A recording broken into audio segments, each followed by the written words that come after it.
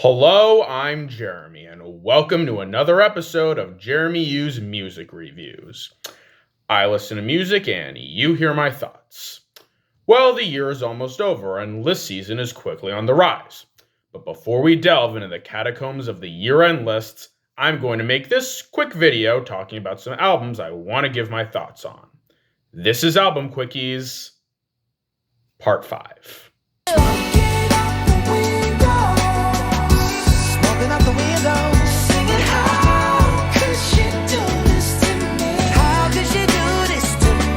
So, Silk Sonic's debut album is out, and what a shock, it's freaking amazing. Despite its short length of only 9 songs, An Evening with Silk Sonic really makes the most of itself, with a ton of awesome retro bangers. In addition to the awesomeness of Leave the Door Open and Skate, this album has Smokin' Out the Window, which is insanely groovy and vibey, has fantastic lyrics, as well as the smoothest utterance of the B word ever. Flies Me, which is insanely jammin' and enjoyable. 777, which is insanely energetic and fun. Blast Off, which is just incredible. After Last Night, which is pretty vibey and enjoyable. And of course, that awesome intro. However, An Evening with Silk Sonic has 2 problems that keep it from being Album of the Year material. 1, the length. I respect Bruno and Anderson's decision to make this album short, especially in the wake of albums like Donda and Certified Lover Boy.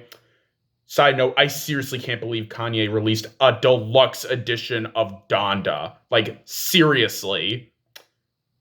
But I think a couple more songs would have made An Evening with Silk Sonic better, especially since 4 of them were already released. And 2, there isn't really a lot of personality. Compare An Evening with Silk Sonic to Harmony House by Dayglow. Harmony House is an awesome record that really does a good job capturing an 80s sound, but it's also laced with Dayglow's laid-back and likable personality, and has some good songs like Whoa Man and Like Ivy that break the momentum of the album and take it in different directions. However, An Evening with Silk Sonic's songs, while good, don't really try to separate themselves from the 70s songs that inspired them, and they don't really change in style. But aside from that, An Evening with Silk Sonic is a really enjoyable, fun, and relaxing record that really shows what Silk Sonic is capable of. I'd recommend checking it out, but chances are you already have. Can't live with them, can't live without them. New kid back on the block with a rip. Dad got the fag in the back with the drip. Come and get a sip. La-di-da. Limp Bizkit is okay. They're not amazing, but they have their fair share of alright songs, like Rearranged and Hot Dog. As for their new LP, Still Sucks, I like it. Still Sucks has a satirical self-awareness that really makes the album fun. Dad Vibes is a freaking banger. Out of Style is an enjoyably anarchic opener. Turn It Up, B-Word is a very head-banging and enjoyably catchy piece of fun. Love the Hate has really catchy production and has fun and infectious vocals. Barnacle is a straight jam. Dirty Rotten Bizkit absolutely slaps. Dirty Rotten Bizkit absolutely slaps. Pill Popper is insanely energetic and fun. Snacky Poo is very bouncy and silly, and Goodbye is a very relaxing and nice closer. Still Sucks is a very fun and ridiculous record that takes Limp Bizkit's infamous status and has fun with it. Regardless of your feelings on Limp Bizkit, Still Sucks is a very enjoyable record, definitely worth a listen. Check it out and see if that title is accurate. Sometimes I space out, sometimes I jump in my rocket and I fly around town. This is the best EP of 2021. Like, seriously. Crikey, It's My Psyche is so freaking good. The opening track, Space Out, is an insanely catchy and playful banger with great production, beautiful vocals, and an incredible bridge. Learn to Swim is very fun and enjoyably bouncy. Sucker is very catchy and theatrical. CEO of Watching Television is very fun and atmospheric, and Green Grass is very nice and enjoyable, kind of reminding me of Overthinking by the Astronomers. Crikey, It's My Psyche is just an insanely fun and enjoyably awesome EP that combines the playfulness of Dayglow with the bedroom pop style of Easy Life. I highly recommend checking this EP out, and I can't wait to see what else Ellie Dixon makes. And speaking of really good EPs, Here I am, talking to the trees again, waiting for the leaves again to blow my way. And if we can, I'm hoping that we'll meet again. most of you probably remember ILOVEMAKONNEN from that Tuesday song he did with Drake. Well, I took a look at what else he made, and the dude has a very interesting style, which his new EP, Monster in the Woods, brilliantly shows off. The opening track, Leaves, is insanely beautiful and lovely. Loving You Is Right has a very nice lo-fi-like beat and really enjoyable vocals. I Don't Wanna Lie is very calming. Bad Man is really catchy and has an awesome intro. Spell on You is very toe-tapping and has great atmosphere. And the title track is very nice and ends the EP on a great note. If you don't like ILOVEMAKONNEN, you might not like this EP, but otherwise I think Monster in the Woods will give you a solid experience. It's very short, but it's also very interesting, vibey, atmospheric, and fun. Check it out. Especially Leaves, because that song is freaking beautiful. For everyone who only just arrived, a quick synopsis. If you came late and missed the commotion. They Might Be Giants' new album, Book, is really good. The opening track, Synopsis for Latecomers, is very goofy, playful, and quirky, and gives us a good introduction to the album. I Broke My Own Rule is very toe-tapping and silly. Brontosaurus is very fun and playful. If Day for Winnipeg has amazing production and nice vocals.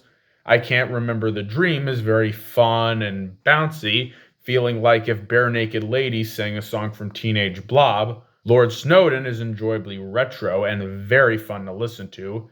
Drown the Clown is very relaxing and fun. I Lost Thursday is very jammin' and catchy. Super Cool is catchy and vibing. Wait, Actually, Yeah, No is very relaxing. Part of You Wants to Believe Me is nice, and Less Than One is a very nice closer that's both relaxing and theatrical. Book is just a very fun, quirky, calming album that deserves a lot of attention. If you like acts like Rhett Momney and Fits in the Tantrums, check out Book and open yourself into a world of wonder and fun. Great job, They Might Be Giants. You are my universe, and I just want to put you first. While Doja Cat's Planet Her was a good album, the space theme felt very surface level and disconnected from the rest of the album. Not the case with Music of the Spheres. Music of the Spheres goes all in with its space theme, with every song having a cosmic and spacey vibe. Higher Power and My Universe are both really awesome bangers, with the latter having a surprisingly good BTS feature. Humankind is insanely immersive. People of the Pride is okay.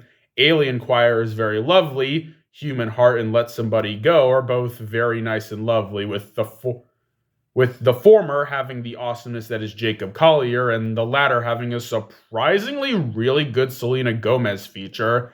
The interludes, while not amazing, do add to the atmosphere of the album, and the emoji titles give them a sprinkle of personality. Infinity Sign is freaking awesome, and while I initially wasn't super on board with Coloratura, it really grew on me, as Coloratura is less a song you get into right away, and more a song that takes its time and grows on you the more you listen. It feels like something that would play at a planetarium setting, further reflecting the album's space theme. And I'm probably going to piss some people off with this opinion, but I freaking love Beautiful. Sure, that title is insanely stupid, but the production is absolutely gorgeous. The song has a very warm and comforting vibe, and while I could 100% understand someone hating the squeaky vocals, similar to AJR's The Trick, they really fit the vibe of the song and make Beautiful sound really interesting. So yeah, Music of the Spheres was exactly what I wanted. It's a fantastic album full of beautiful space-themed bangers. That's definitely a 2021 album highlight. Is it perfect? No. Is it Coldplay's best project? Hell no. But Music of the Spheres is a charming album that does what it wants to do and has fun while doing it. Check it out and see if this voyage through the spheres is one you'll enjoy. And speaking of charming albums that are insanely divisive, I will always love you for what it's worth. We'll never fade like graffiti on the overpass. so Ed Sheeran is back with a brand new album, Equals. And it's not bad. By far my favorite track is Overpass Graffiti, with production that slaps, beautiful vocals from Ed, insanely charming lyrics, and a funny Shape of You reference at the end of the music video. But there are other great tracks on Equals as well. Tides is very lovely and was a good choice for an opener. Bad Habits is still awesome. Shivers is an absolute banger. The Joker and the Queen and Visiting Hours are both insanely lovely. Two-Step is catchy as hell, and like Galway Girl and Take Me Back to London really shows that Ed is a good rapper. Be Right Now is very toe-tapping. Leave Your Life is very nice. First Times is very relaxing and charming. And Stop the Rain is very enjoyable and catchy. I can definitely understand why some people don't vibe with Equals, and it's definitely not Ed's best, but there's just something that's so likable and charming about Equals. It's just such a vibey and relaxing slice of niceness. Not amazing, but a perfect album to relax to when you want something light and nice. Great job, Ed Sheeran. Go easy on me, baby. I was still a child. Like I've said before, I don't hate Adele, but I think she's really overrated. Most of her big hits are really bad, and she doesn't really demonstrate anything unique or something that similar artists haven't done much better. But I did like Easy on Me, so I was interested in seeing how the rest of 30 would play out. And it's actually really good. There were actually songs in 30 that really showed the Adele that most people see. Strangers by Nature is an insanely beautiful and lovely opener. My Little Love is insanely calm and relaxing. Cry Your Heart Out is incredibly catchy and toe-tapping. Oh My God is a freaking banger. All Night Parking is a very lovely interlude. Hold On is very atmospheric. To Be Loved is very soft and enjoyable. And Love is a Game is a very beautiful closer with really interesting orchestral production. But as good as those songs are, a lot of this album holds itself back. Songs like Can I Get It, I Drink Wine, and Woman Like Me aren't really bad per se, but they grind the album to a halt and pale in comparison to some of 30's stronger moments. If 30 kept with the vibe of songs like My Little Love and Cry Your Heart Out, it could have been a really enjoyable vibe album to rival the likes of If This Isn't Nice, I Don't Know What Is, and The House Is Burning. But as is, 30 is an alright album that shows hints of promise, but I think could have been better. But at least we didn't get an entire album full of this. Hello from the other side.